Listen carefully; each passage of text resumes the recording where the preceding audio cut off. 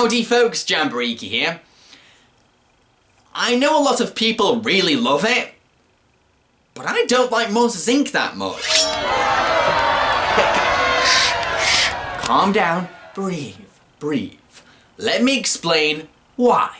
For those of you who don't know, Monsters Inc. is a movie set in a world full of monsters, where children's screams power their technology, which means that factories like Monsters Inc. use talented scarers to collect screams. The monsters believe that human kids are toxic, and when a child called Boo breaks into the monster's world, a professional scarer called Sully and his assistant Mike must try and return the girl home before the authority finds out.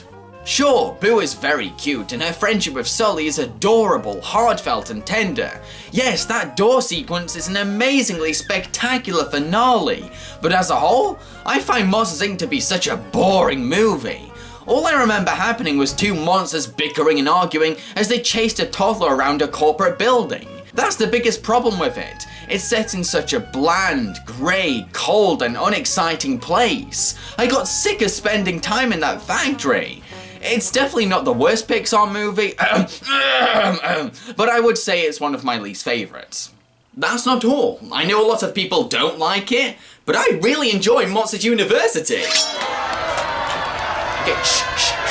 Calm down, put away your pitchforks. Monsters University is a prequel to Monsters Inc., which follows Mike and Sully going off to college. Mike is very dedicated to studying, but Sully is a lazy fool who thinks he doesn't need to learn anything.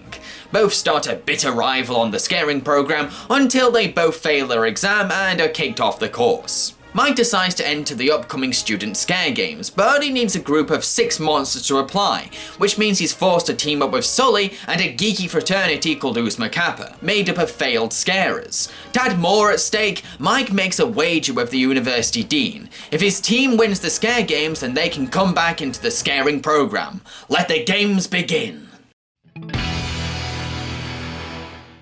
Now, I know that the idea for this movie isn't exactly original or remarkable, especially for Pixar standards. I will admit that monsters going to college isn't exactly a visionary premise, but I don't think it's trying to be something groundbreaking or impressive. It all lies in its humble execution. I see it as a small, character-driven movie about the student experience, and I think it's this modest scale that makes the movie so charming to me. Yes, this movie is a prequel to Monsters Inc., so a lot of people will know how it ends and might feel a lack of tension because of that, which I completely understand. But the filmmakers stated in the DVD commentary that they were aware of the consequences of making a prequel. Trust me when I say this. Pixar are not stupid or lazy. Yes, they can make mistakes, but they put so much effort, time and planning in the pre-production stage. They are perfectionists. They consider the consequences for all their creative decisions. So to get around the whole prequel thing, they thought, okay, we need to invest the audience so much that they convince themselves that possibly, maybe, Mike and Sully might not end up working at Monsters Inc. And you know what? I got so engaged in how our characters met, developed their friendship and faced the university challenges that I believed that maybe our characters might fail. One of my favourite things about this movie is how it explores the art of scaring. There's actually some theory behind it. You see, each child has their own individual fear, and the students have to learn what exact methods to use to take advantage of certain phobias. I think this is a very clever aspect of the film that drew me into the scaring program and made me understand why Mike loves it so much. I also really enjoyed the scare games themselves. I get the impression that a lot of thought, creativity, invention and imagination went into each one. I find these games to be fun, tense and exciting because a lot is at stake. Each one reflects important aspects of the art of scaring, they showcase the hidden talents of our heroes, and they test their teamwork abilities to the fullest. There's a lot of weight behind these games. I'm going to give 4 points to the content of this film. What I adore about Mike in this film is his passion. He's clearly obsessed with scaring. He's crazy about it. He looks up to all the great scarers. He wants to be renowned. He puts 100% into studying. He wants to know everything about scaring. I connected to him. I related to him because, well, I've got passionate obsessions as well. The film also does a good job growing him as a character as he slowly realises his hidden talent for coaching and questions his abilities as a scarer. Sully starts off as an overconfident jerk, but an entertaining jerk nonetheless. And as the film goes on, we gradually sympathise with him because deep down he's actually terrified. He has a big name to live up to. His dad was an iconic scarer. Dean Hardscrabble, the head of Monsters University, is a strict, stern and stubborn woman. She's an intimidating presence of authority. Her creepy design, serious nature and cold attitude really add some tension and weight to the story. The Uzma Kappa fraternity brothers are a wonderful bunch. They're adorably nerdy, funny and lovable thanks to their wacky, dorky personalities. They also have their own individual talents that add even more charisma to them, and even though they're underappreciated by the university, they still keep an optimistic attitude, and that's really sweet. I love them, they add so much humorous energy and charm to the film. I'm going to give 5 points to the characters in this film.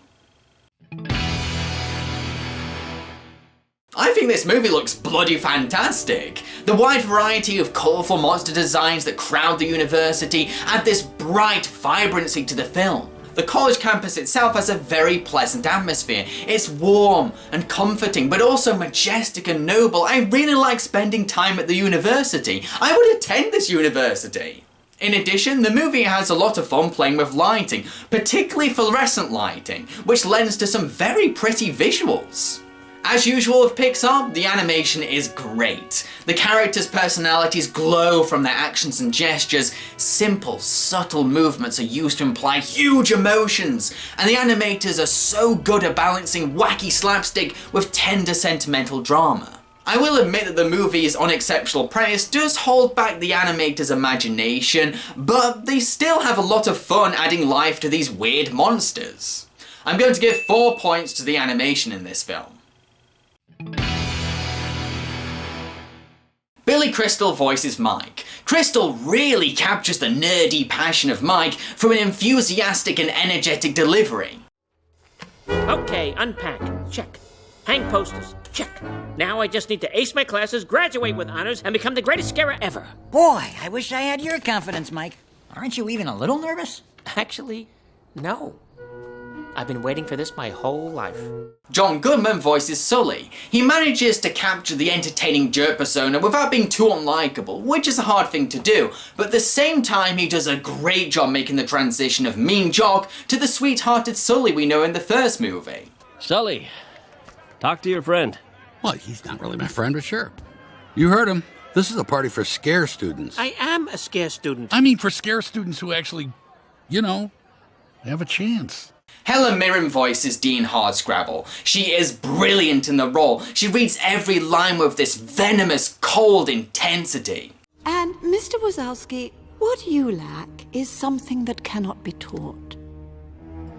You're not scary. I'm going to give 4 points to the voice acting in this film.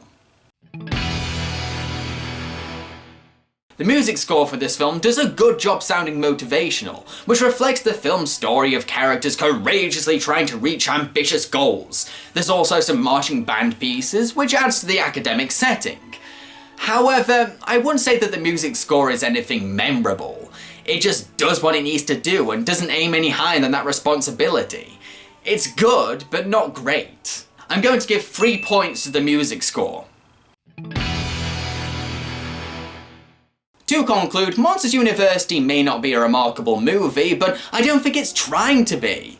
Yes, it's laced with many cliches from its genre, but I see it as an affectionate love letter to 80s college movies. So I don't see these cliches as lazy, I see them as heartfelt. I think this is a fun, creative, cute and charming movie with lovable, entertaining characters and an inspiring story about self-worth, team unity, and high ambitions. I know a lot of people were disappointed or annoyed by this movie, but personally, I really enjoyed it. When I first saw it, I was going through a hard time, and it managed to cheer me up. Ever since, I've appreciated it more and more on every viewing. Monsters University has gained a total of 20 points, which translates to 4 beastly strawberries out of 5. And if you enjoyed Monsters Inc. or an extremely goofy movie, then I think you'll definitely like this film. So, have you seen Monsters University? If you have, then what did you think of it? And if you've not seen Monsters University, do you want to, do you not want to, and why? I've been Jambareeqi and I hope you enjoyed my review. If you did, then I encourage you to come down to Alcon 2015 where I'm going to be doing 2 panels, an animation quiz and a film reviews Q&A. If you want to find out more about this convention, then head over to the Alcon website now. And if you're new to my channel, then I encourage you to subscribe! You know what? I'm not afraid of monsters, nah. Monsters schmonsters.